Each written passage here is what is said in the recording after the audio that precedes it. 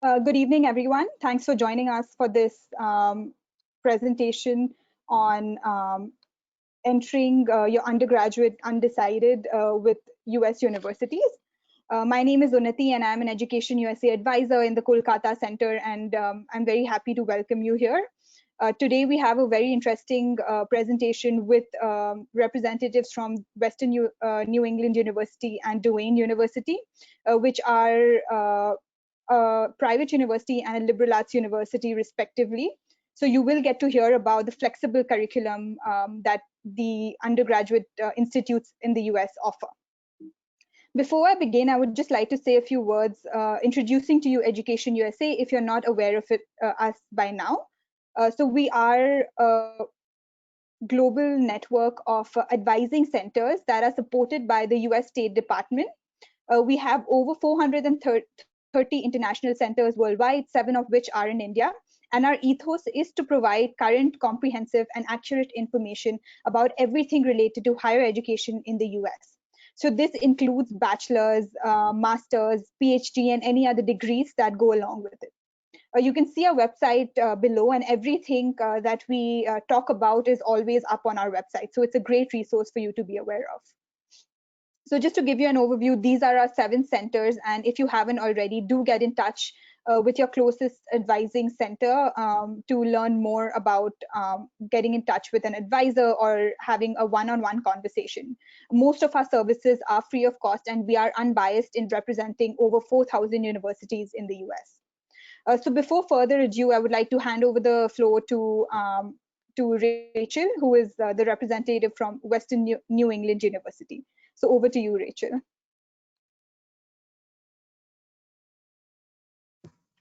Great, thank you so much. I hope you can all hear me and see me. If not, definitely feel free to put it in the chat box, and I'll see if we have any tech issues, but I'll just go ahead and start. So thank you so much, Unati, for having me today. I'm really thrilled to talk about the exploratory program at Western New England University. So my name is Rachel Lamson, and I'm the Associate Director of International Admissions. I've worked in the field of international relations for about 8 years, and I've been at the university for 1 year. Previously worked on the Fulbright program, which is another State Department program, and a smaller study abroad provider in the US. So I've dedicated my career to helping international students come to the US and US citizens travel abroad to really get exposure to different cultures. So thanks again. So I wanted to take a few minutes to first tell you a little bit about Western New England University, just to frame the conversation about the exploratory program. So we're located in Springfield, Massachusetts, which is about an hour and a half outside of Boston and about 2.5 hours away from New York City.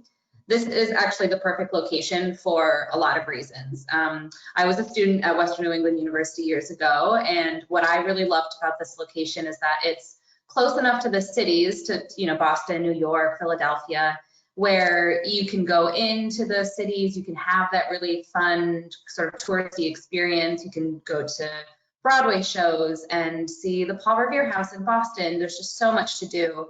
But because we're outside of the city centers, that means that the cost of living is much lower, and you have a lot more opportunity for networking, meaning a lot of these really large universities that are right in the city center, there's a lot of competition among students to get jobs, to reach out to companies. So yes, all to say that Springfield, Massachusetts is the perfect location for international students. Even though we're located in Springfield, we're kind of outside of the city center a little bit on a very suburban residential section of town. You can see this photo in the background is a photo of our campus center. So very green, very traditional American campus. We were founded in 1919, meaning we just celebrated our 100th anniversary, and we became a university in the year 2011. We welcome students from 40 states and 30 countries. This, of course, is always changing as we recruit students from other countries. We see, especially this year, kind of ups and downs, and the population is always changing. One thing that I love to tell students about is our merit scholarship. So all students, this includes international students, receive a merit scholarship, which ranges from $10,000 to $22,000 US. And this is directly taken off of the tuition cost, and it's based on your merit. So we look at high school GPA, we'll look at SAT and ACT scores, and based on those scores, we calculate a merit scholarship. So when looking at the total cost, definitely keep that in mind. A few more points about the university. We are really career focused. So you can see on the screen about 92% of our graduates were employed within the first 6 months of graduation from this past year. So all the 2020 graduates, it means that we just have a really high rate of success for our students. And I think you'll see that as I go through this presentation. We are a very residential university, so about 80% of our students do live on campus, and we have a variety of residence halls. And sports is huge at Western New England University. So we are a Division III school, meaning we have 20 varsity men's and women's sports. And you ask any student what to do on the weekend, and they say go to a sports game, go to a football game. You'll see students cheering them on in the stands. So that's a little bit about the university. If you want to go to the next slide.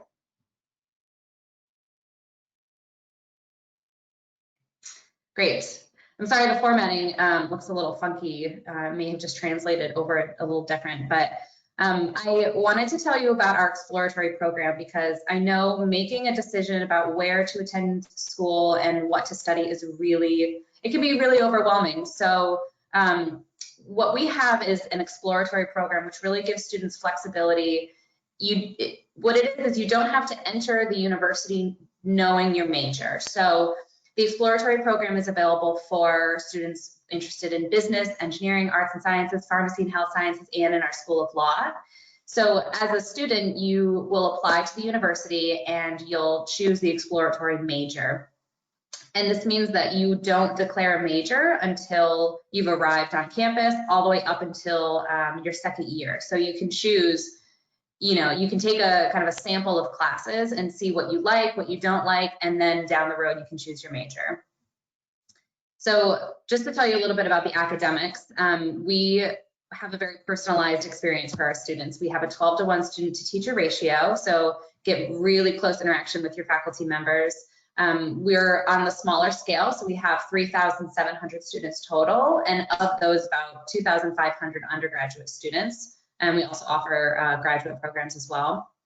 And this interdisciplinary curriculum, this is actually really huge because what it means is that if you're an exploratory student, say you enter and you're interested in, engineering, what interdisciplinary curriculum means is that you can take courses across all of the colleges. So you can enter and take, you know, in your first year, a few engineering courses. You can also take courses in business or arts and sciences or pharmacy and health sciences. So again, you don't necessarily have to 100% choose the track that you're going into right when you start your academic career. You can take classes in sort of across all of the colleges and decide what works for you. So the typical exploratory first year experience for students, I want to tell you a little bit about what that looks like. All students are required to take a first year seminar course, and this has, it's really for students, you know, first entering college. We'll talk about how to balance your time, how to, you know, look for internships, how to, I'm blanking on the exact specifics, but it's really a course where you learn how to be a college student. You really learn, especially from the international perspective, what it's like to be on an American campus. And this, like I said, it's required for all first year students. But in the exploratory program, you'll be with a cohort of other exploratory students. So you can really learn from each other. Maybe a student is taking a criminal justice class and they want to share more about that and what they like and what they don't like about that. So you can learn a lot from the other students. So aside from the first year seminar course, exploratory students will also typically take an English composition course, either 1 or 2, a math course, and this is based on your interest. So it can be a business, engineering, or arts and science math course. So for example, if, you know, say you're going into sciences, you may take a different, you know, business. Say you're going into business, you may take like a statistics class, and engineering, you may take a, I don't know, some other math class, which is based off of what you're interested in. And then the other one, the general university requirements, I think this is really huge for the exploratory students. You basically you say you're interested in the exploratory program, You'll be placed in these 3 classes, the first year seminar, English comp, and a math class. And then you'll get to choose between a wide variety of courses. So for example, say your father is in the criminal justice system and your mother is a historian, and you've always been interested in these 2 fields. You can take classes, you know, say you'll take Psychology 101 and History 101, and maybe you'll find out like, nope, history is not for me. I'm really more interested in criminal justice, or psychology is really what I'm looking to do. So again, it just gives you an opportunity to explore the classes, see if this is the right field that you're going, see if it's the right field for you. And then you can actually see, you can declare your major either within the first week of classes all the way up until the end of your second year. So this really gives you flexibility in, you know, waiting to decide. You don't necessarily have to choose right away. And I like this, this statistic down here. It says, sorry, Unati, it looks like the messaging is up on the screen. Thank you. Yeah, so I really, that's okay. Well, yep, yeah. I can see the screen now. Yep, it's okay now. Yeah, I just wanted to share this quick statistic that at a recent open house for us, 27% of the registered students were undecided. So it's pretty common, and there's really no shame, right? I mean, students are encouraged to be really creative. They're encouraged to have the experience where they can explore different courses and explore different options. So yep, Unati, you can go to the next slide. So as an exploratory student, you may be thinking, okay, so I arrive on campus, I'm taking these classes, I'm not really sure where I want to go, like where do I go from here? Say I like a class, or maybe I don't like a class, or I'm having a hard time understanding what my options are, like what's the student support? So we have a really comprehensive support model where every student is assigned 4 advisors. You can see on the screen, you'll have a faculty advisor, a university advisor, career advisor, and a peer advisor. And actually for international students, there's 5 because you also have an international student coordinator. So you'll have these really one-on-one personal interactions with all of your advisors, and they'll kind of walk you through the process of deciding your major.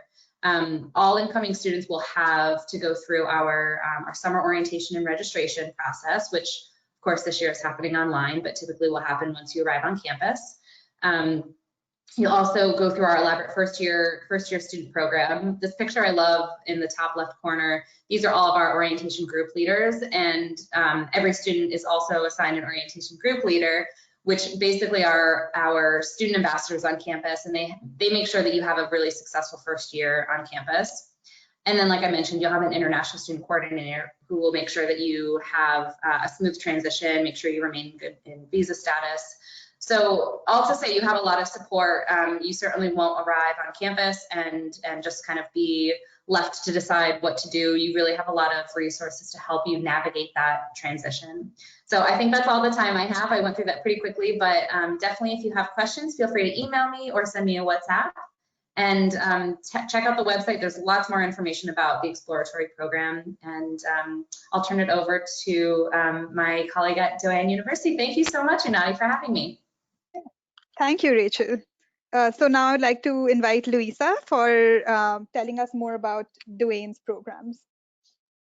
Awesome, thank you. Hi, everyone. So my name is Louisa, and I am the Associate Director of International Programs at Doane University. We are located in kind of the Midwest region of the United States, in the state of Nebraska. So if you've never heard of Nebraska, now you have. We are about 30 minutes outside of the capital city of Lincoln. So a lot of the information that I'll share is going to be very similar to Rachel. We have similar universities, so it's just kind of a part of that, the nature of the universities that we have. So I will quickly go through information about Doane, liberal arts, and kind of what to expect at a liberal arts institution, as well as academic resources. So if you could go to the next slide.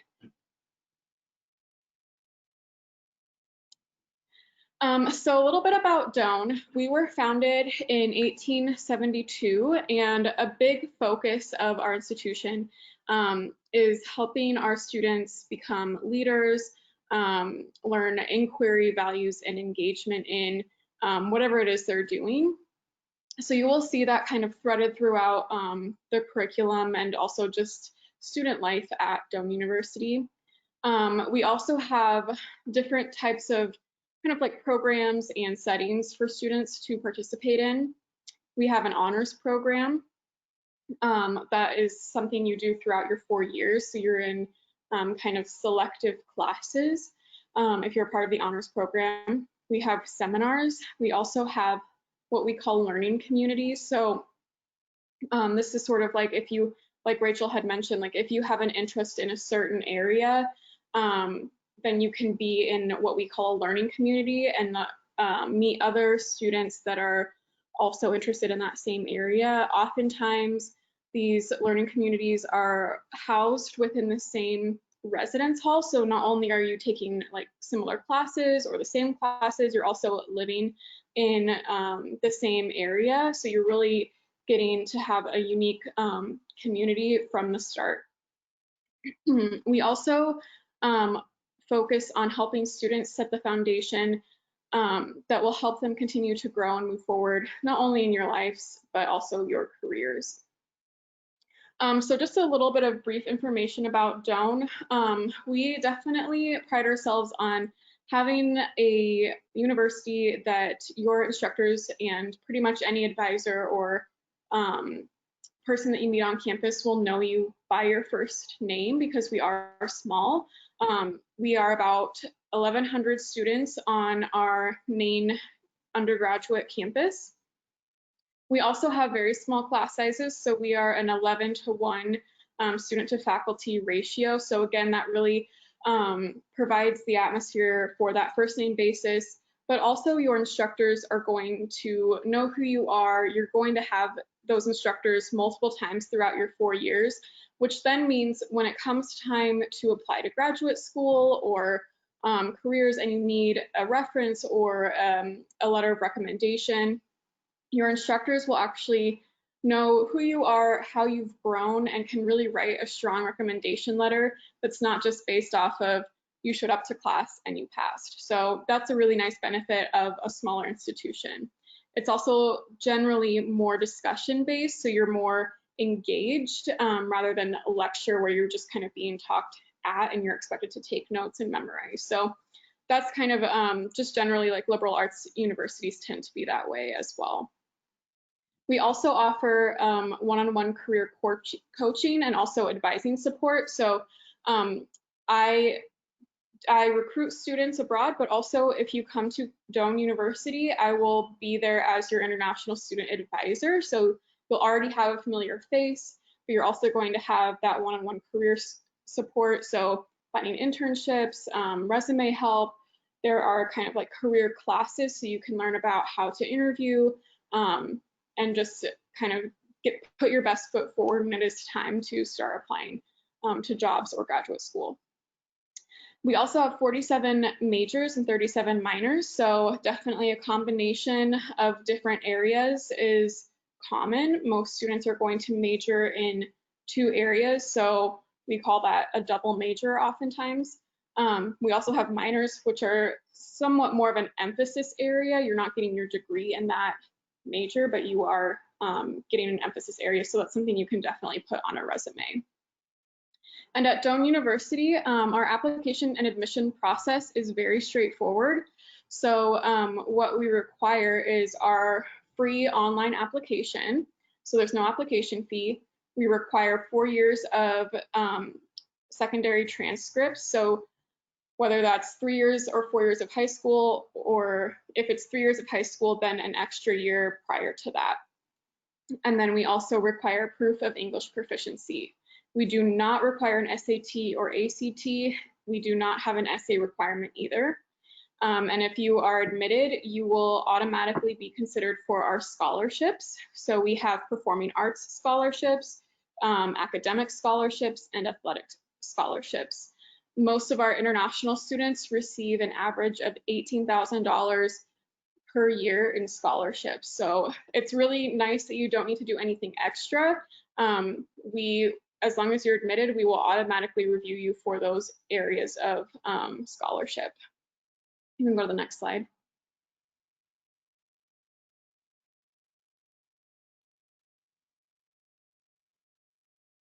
Are you able to go to the next slide? Thank you. Yeah. Thanks. So I want to talk a little bit more about just liberal arts and what that means in general and kind of curriculum. And I know Rachel touched on this a little bit as well.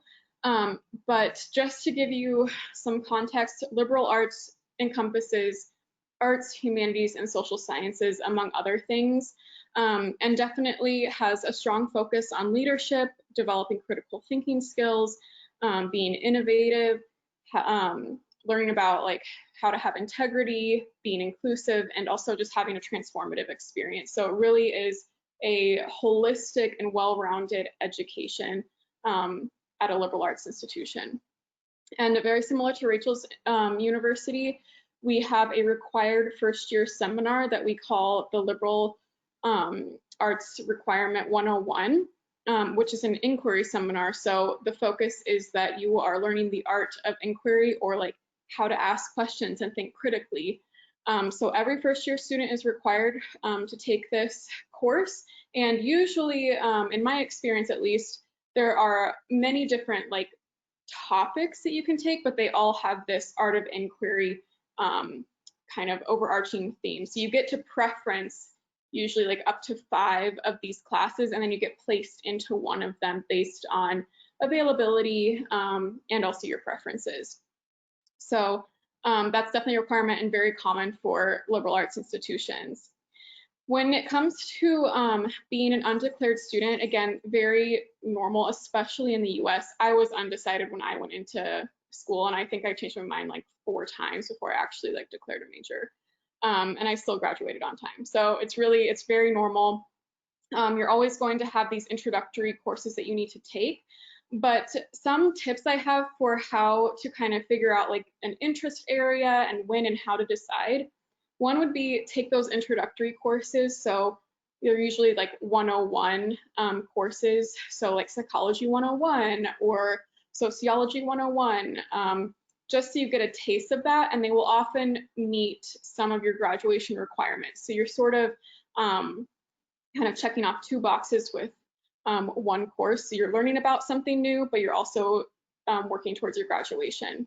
Other things you can do to kind of figure out like your interest areas, visiting with our career center, they can help you focus on like what are your interests and what does that like translate into when it comes to a career.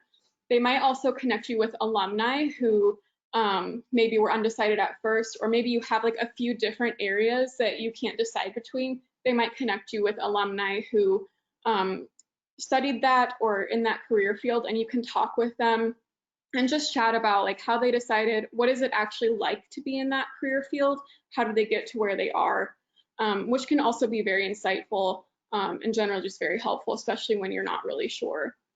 And again, usually deciding by, I would recommend like this end of your first semester of your sophomore year. It kind of depends on the school and what classes you've taken.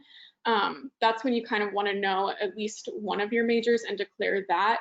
By that point though, maybe some of your introductory classes have already counted towards that major. So that's always kind of beneficial as well.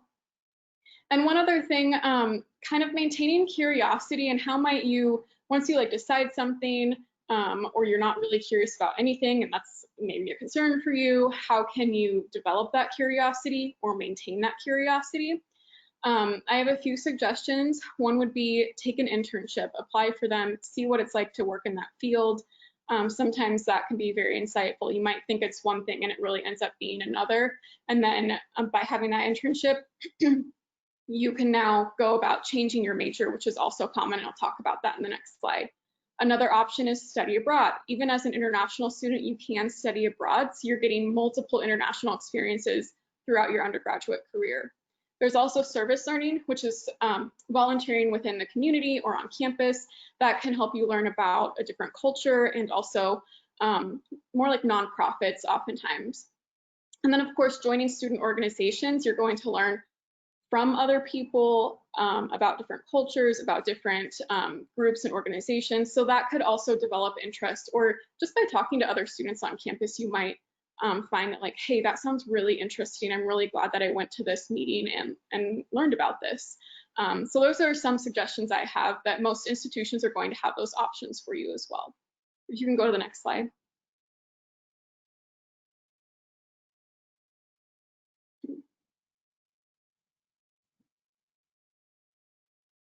All right, so finally, just a little bit of academics. So you will have advisors on campus.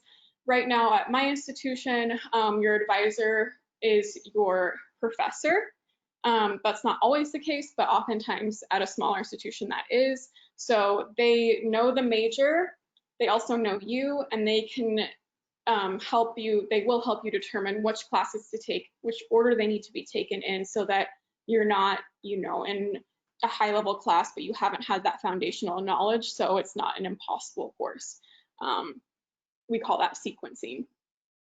Also, most schools, as Rachel had also mentioned in her presentation, they're going to have resources for success. So these are specific to Doane, but they're very common in all institutions. So Academic Success Center, you've got your Career Center, a Writing Center. So when you submit that first paper, you want to make sure that you're actually doing it correctly, and you don't have any issues with how it's written, cited, that kind of thing. We have, of course, a library on campus and tech support, and then multiple other advisors, for example, myself, like I've mentioned, and just a wealth of like people who are there to help you, regardless of what their area of expertise is in. You can go to anyone and we can get you on that right track if you don't know where to go. And then majors, minors, and areas of emphasis. So I usually recommend students, like, you might have multiple interests. It's definitely okay to study both of those things. There are some nuances and things to keep in mind, but in general, you can take classes in like wildly different areas. So you could take like a nonfiction writing class, and also maybe like a biology class, and like have one of them your major, one of them your minor, and that kind of combines, like maybe you want to be a sci-fi writer or something. So we might not have that specific major, but you can take those courses to combine that and tailor it to your interests and experiences. Within a major, there might also be emphasis areas. So a small collection of courses are going to be specific to like your area of interest. For example, if you study business, but you want to have an international business emphasis area, you'll take probably 5 to 6 classes that meet that emphasis requirement. So definitely an option. You can change a major. That might put you behind depending on at which point you're changing your major in your college career. But adding and deleting minors or changing minors is a lot easier because they're not technically your degree. They're just kind of added classes. So always talk to an advisor when you are trying to decide or change or are not sure. That way you're not making any errors, and also it's not your fault if that happens. And we're here for a reason. Like, your advisors are there for a reason. They're knowledgeable. Always go and seek out that advice before making a final decision, because you don't want one class to put you behind by an entire semester, which then is more money. It's, you know, you could run into visa issues. There's a whole slew of things that could happen. So that's just something to keep in mind. Talk with your advisors. You can go to the final slide. So I just wanted to put my contact information up there. If you want to take a photo, feel free.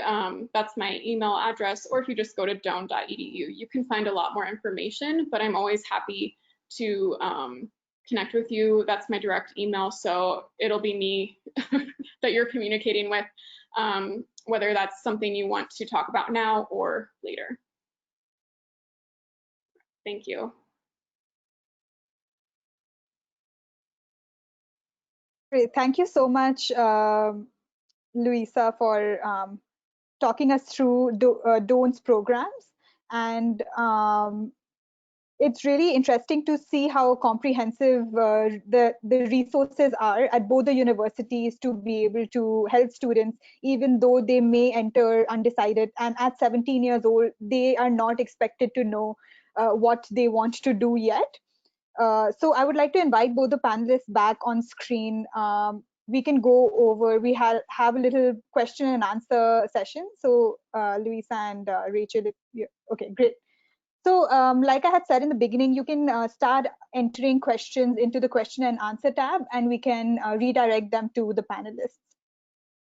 So if you see a question tab on your app or on your computer screen, please start typing in questions.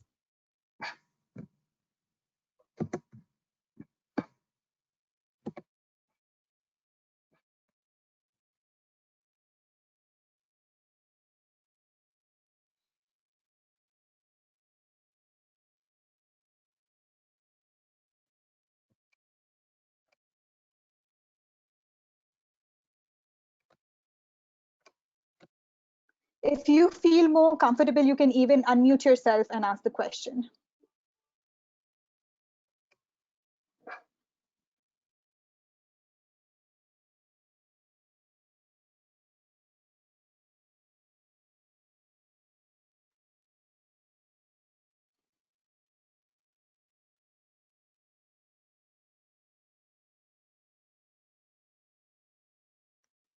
I guess to start us off, I can maybe ask a few questions. We can like talk a little bit more about it, but I think those presentations were very comprehensive in understanding the resources first years and second years have for exploring their interests on campus. Could you maybe both of you talk a little bit more about what does a double major mean and how you could combine your interests? So I was actually a double major in business economics and psychology. And before I was approved for them, I had to go to both of the department heads and actually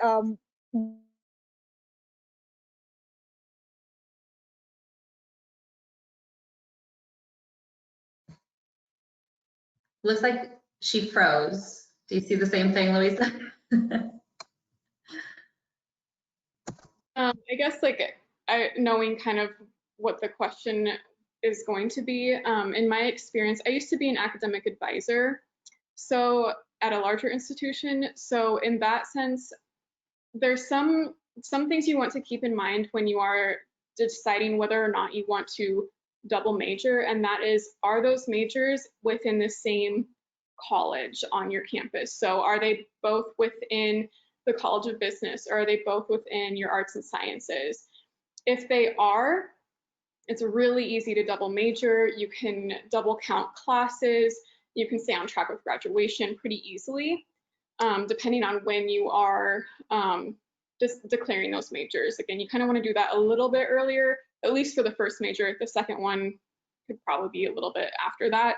However, if your two areas of interest are in different colleges, so for example, you want to do like economics, but then you also want to do Spanish, those are in two different colleges, which means you're actually getting two different degrees, which means you have two entire degrees to finish, and there's not a lot of overlap in those classes, which can take longer in the end to complete. So that is definitely something to consider, and for sure talk with advisors in both colleges to determine what would this actually look like, how far behind would this put me, if at all, that kind of thing. And that's where a minor could come in extremely handy, so that you're not having to complete all those extra requirements. You're just doing like more of an emphasis area in that. So that's kind of what I would say keep in mind when you're thinking about multiple majors. Yeah, I would agree. Louisa, I'm glad you brought up the minors, because I was going to say that could be a really good alternative for someone who's interested in two different topics, but doesn't necessarily want to, like you said, complete the degree in two separate subjects. Minor requirements are typically a lot less than double major requirements. I was a political science major and a Spanish and international studies minor. So on my piece of paper, on my diploma, it says political science, but if you take a look at transcripts and, you know, other documentation, you know, on my resume, I talk about it a little bit more. You know, you can tell employers that you have taken classes in these subjects and you have the knowledge about it, but it isn't necessarily, like Louisa said, 2 separate degrees. So it's certainly possible to double major, but I would say, especially for students going into either an exploratory program or something else where you don't choose your major right away, it can be kind of difficult to, say, declare both majors like within your 2nd or 3rd year, because again, it will kind of prolong that your graduation. So definitely possible, but just to echo Louisa, chat with an academic advisor to see how long it will take you to complete your degree if you do that. Great. Sorry, I lost you both a little bit about like over there. My connection was gone. But yeah, Louisa, please go ahead. Sorry for cutting you off. So kind of going off that question about junior year, and I think Rachel already mentioned this, like it is possible it could delay your graduation. It also, again, depends on like what major you're changing from and to. If you are changing with the same college, say you're going from like maybe you're doing sociology to psychology, there might be enough overlap where it doesn't really impact your graduation date. Yeah. But if you're going from something like business to criminal justice, that could really impact that. So again, it's going to depend on the majors you're coming from and to, the timing, what the colleges are. There are a lot of factors. It is possible, but it could delay graduation. Definitely. Yeah, thank you for those answers. And yeah. Sorry, go ahead. No, I was just going to say she said it perfectly. I have nothing to add. That's great. Yeah. Definitely agree. Yeah. And I agree, like usually students are discouraged from taking double majors if not absolutely necessary. And it is on the student to explore how they are going to complete those majors. So do utilize the resources on campus to do so. And as both of them have beautifully stated, there are a lot of advisors there around who can help you plan that well. So maybe like since people are taking time to ask more questions, I can maybe ask you both about, say, research experiences that may help students explore more in different areas. If you are an undecided major, do you think students will get an opportunity to do research early on in their college careers? So Rachel, maybe we can start with you. Yeah. That's a great question. Yeah, so as part of the first year seminar course, students will, I mean, there's a lot that's covered, but something that they'll do is they'll research different companies. So I'm trying to think of an example. So say a student wants to go into politics, they'll be tasked with researching specific organizations within the political science field and kind of coming up with a report of, you know, these are the things that I've learned, these are maybe the types of jobs that I'm interested in. Again, we're very career driven, so I think the goal for students is really to have an education that will prepare them for a job after they've graduated. So as part of this job research process, they can see what types of jobs they're interested in. Aside from that, I mean, internships are definitely a good opportunity to see what a student may or may not like. I will say though that in the exploratory program, it is a little bit more difficult to get an internship just because it is very, you know, it's very exploratory, right? There isn't a one specific focus. So students can, something that a lot of students have done is they have an internship within our own career center on campus. And so they get exposed to a lot of those different conversations about what employers are looking for, maybe what students are looking for. So yeah, I think a lot of the research comes with the career center and with the career portion of that first year seminar course. Okay. And I would also add that it kind of depends on the course. So if you're doing maybe like a psychology 101 course, there might be a research paper requirement. And you can like pick the subject area. So you still have some freedom within that topic to figure out like what you want to research for that class. But a lot more of the heavy research will probably come at a later time, but that's not to say it's not an option in some of your classes. I wouldn't say you would want every class to have a research component because that would be expensive. And also that's not necessarily the point of a liberal arts education or even just an education in general. There are a lot of ways to learn about things, whether that's through a presentation style, that still involves research. So some of it is just like looking into how the class is structured. That might mean looking at a syllabus or talking to the instructor and just asking, like, is there a research component? What does that look like? If you really, really want that. But it just might not be at a high level. Great. Yeah, I think that's very well said, that it does matter for you if your college is more career focused, to actually explore those career options and to make yourself aware of where you're actually headed after your college career. And also that classes in general in US universities do have experiential components where you can explore. Like I know I took an educational psychology class, and I was a business business econ double major, and the professor asked every one of us, there were only 7 students in the class, why are you taking this class? And I told them that maybe this has a connection to human resources. So that was a very nice thing that she did, because she introduced that in the class curriculum. So if you are going to a smaller university, like both of the universities represented today, you will have that flexibility of that added component within, like, you know, the curriculum as well.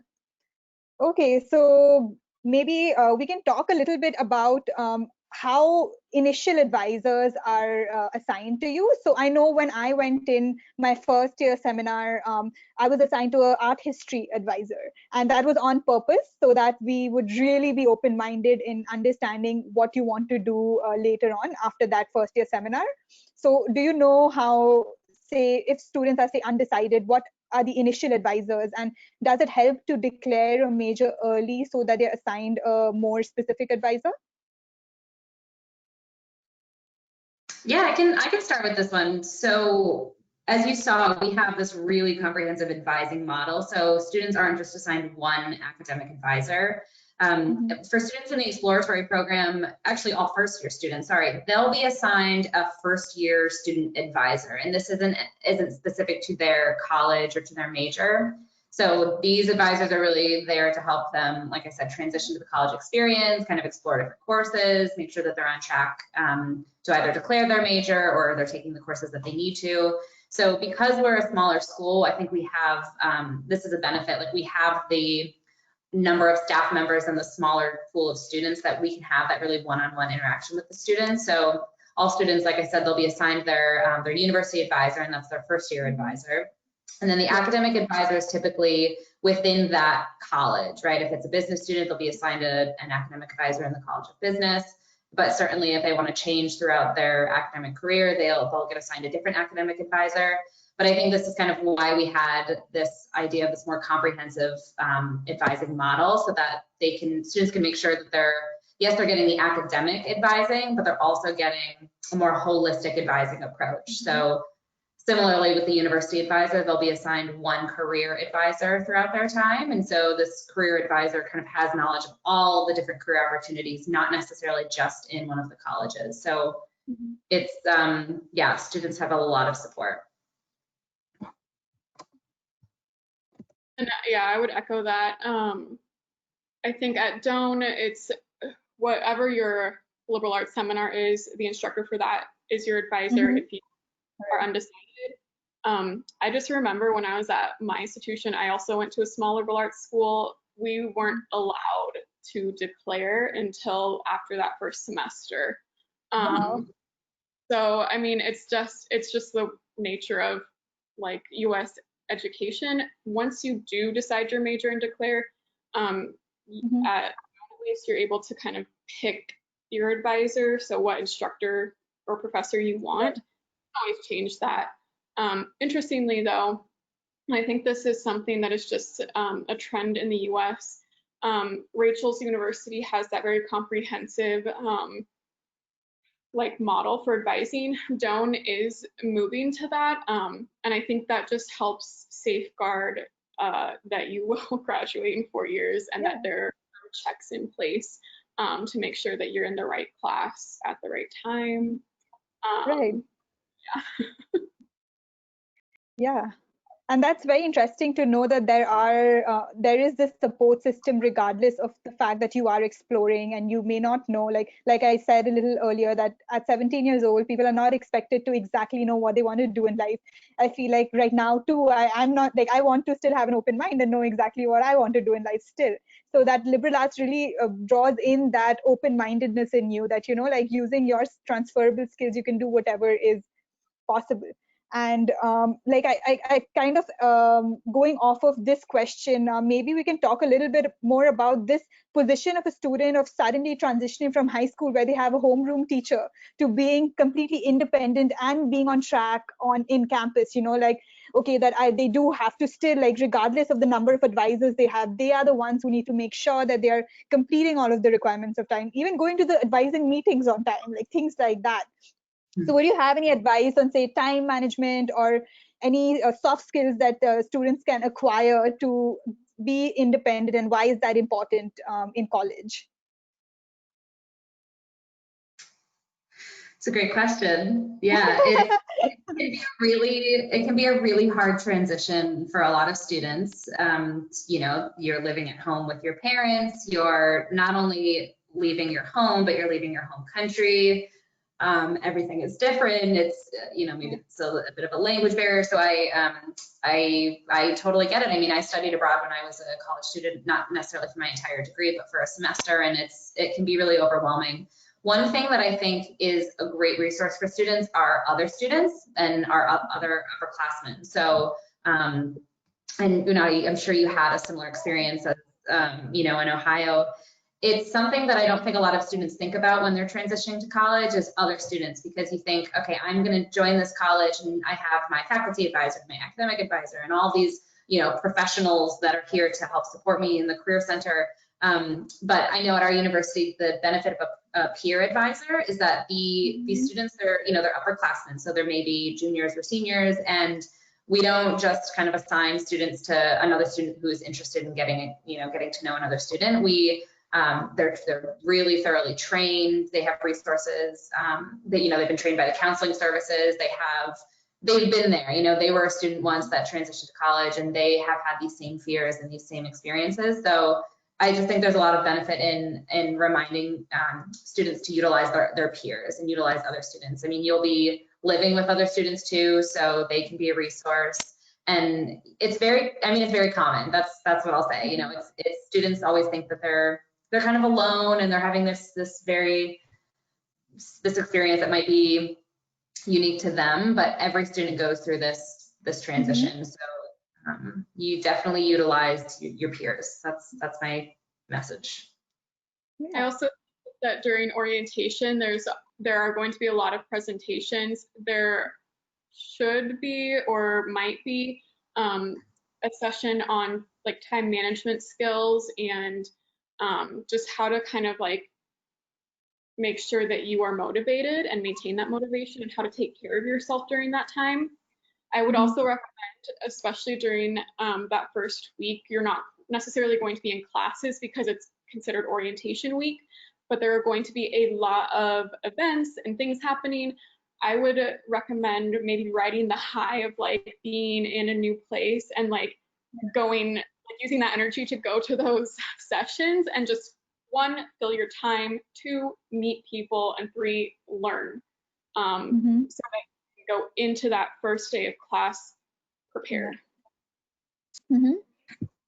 And that's very well said. I think the importance of community, especially the international community, in helping you transition with students who've had similar experiences, is very, very important. And like kind of talking a little bit more about that, like I know when I did go to college, again, like at 17 years old, first time studying abroad, one of the very interesting resources, again, it was a smaller college, was that we had an international student orientation before there was a normal, like, domestic student and mixed orientation. I don't know if that's true of your universities, but that really helped me. And even your international class is connected separately as well on social media, on different mediums. So those are students who are having the exact same experience as you, maybe not completely similar, but that really helps. And I'm still friends with most of that cohort. Like, those are some of my best friends, that because we went through a similar experience of growing together. And definitely older students who are seniors to you. I joined the South Asia Committee, which is a student organization for South Asians on campus. I know there are international student committees in almost all colleges. So having that international support system outside of just the domestic support system is very important. And I definitely did have friends, because it's a small college, we would call them like, we would have like, say, Diwali events or Holi events, celebrate all our festivals, and then we would invite our domestic student friends to them.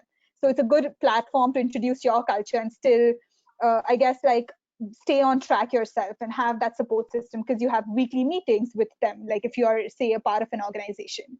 So yeah, you can do it in an unstructured way, in a structured way as well. But yeah, definitely use your peer system and your community to stay on track and be independent, I guess. Yeah, I and think, yeah, go ahead, sorry. Yeah, speaking of student organizations, most institutions are going to have like a student organization fair. So you don't have to go and like try to figure out what even there is and how do you find out about them. It's brought to you. You can explore that and you can pick. I wouldn't recommend doing more than like 2 or 3. You want to maintain like school life balance, but exploring 1 or 2 is a good idea.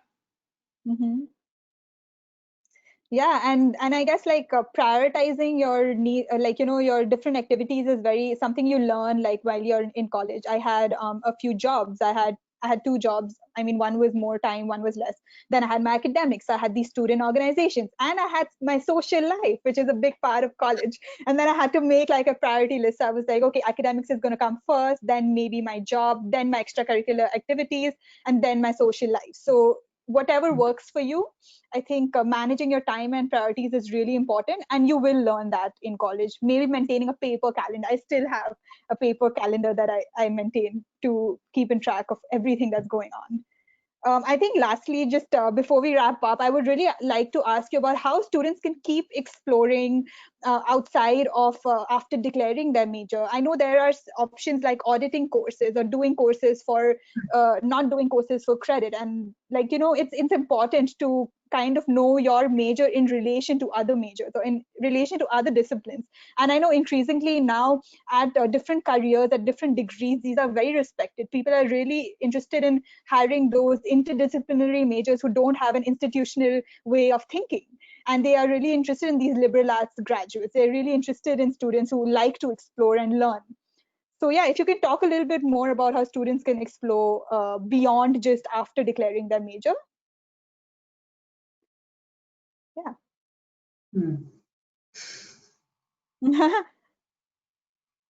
Louisa, do you want to I'm start sorry, this one? this is not like Think about an this one. interview. This is not an interview, I promise.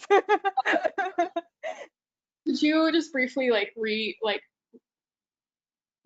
the question? Reframe my question. Yeah, so my question basically was using options such as auditing, such as doing course credits outside of your required degree.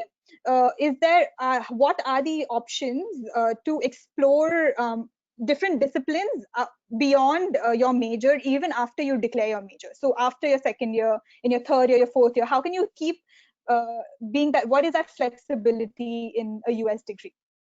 Yeah, so with most degrees, but specifically for liberal arts, you're going to have this core curriculum that regardless of your major, you need to meet these certain requirements. So it's not necessarily you need to take a psychology 101 course. It's more like you need to take a course that you will learn about like human like thought processes. That could be this psychology course or this sociology course or criminal justice course. So you have some flexibility within these like learning expectations. So it's a general concept, and then the university has indicated which classes meet that.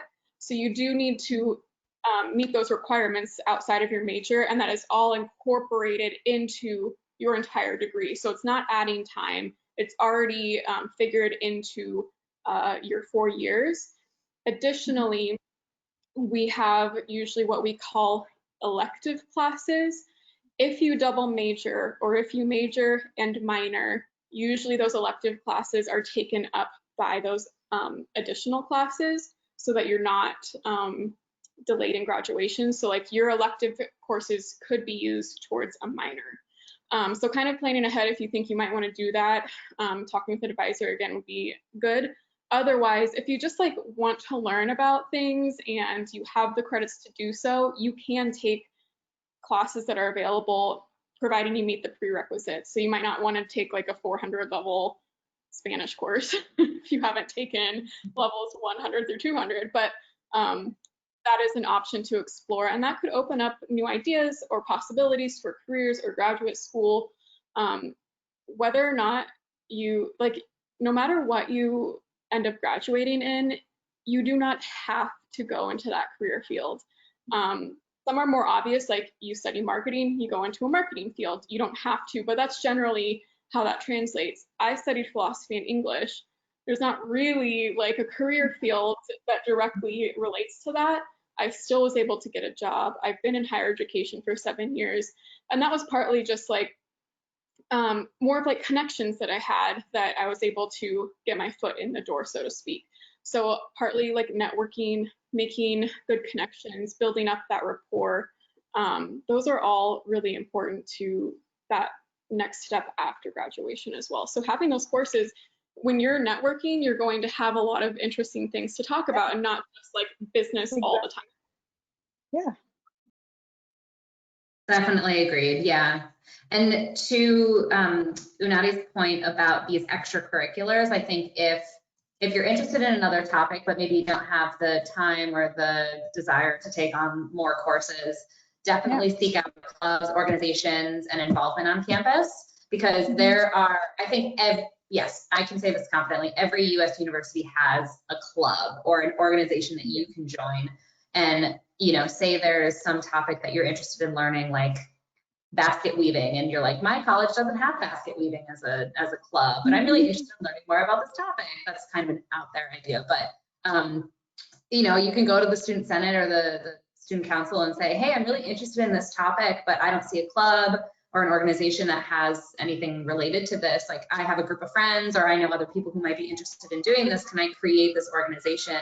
And a lot of times there's a lot of flexibility to do so.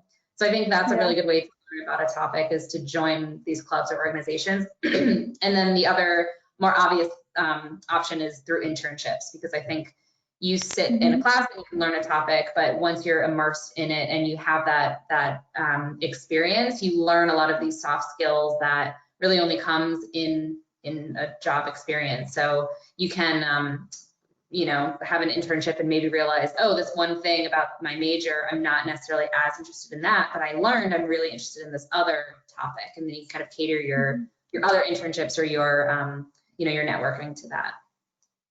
Yeah. So that was really beautifully, I think, explained, because it is like you said, you know, like these experiences are what make a US education so interesting, is that it's basically an intellectual playground. You're just thrown into an intellectual playground, and you have all these different things you can do, these different like experiences that you can have, and it's really upon you to design the experience you want for yourself. So thank you so much, Louisa and Rachel, for joining us today and telling our students more about how a US education is flexible and so different from any other degree that they may be looking at while researching colleges. So thank you once again, and hope to stay in touch and see you soon in upcoming webinars. Yes, thank you so much. Thank you very much. Just end.